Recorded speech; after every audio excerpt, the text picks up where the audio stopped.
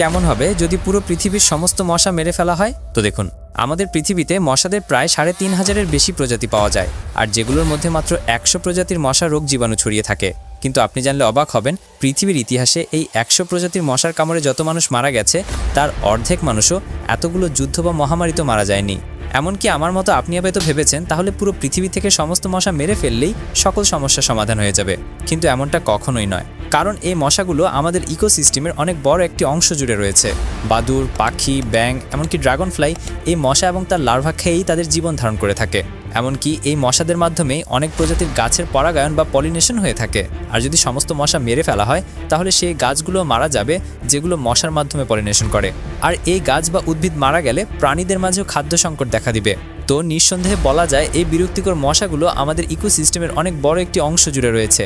এমনকি আমরা এটা জানিও না এই ছোট্ট প্রাণীটি না থাকলে আমাদের পৃথিবীতে তার প্রভাব কতটা ভয়ানক হতে পারে।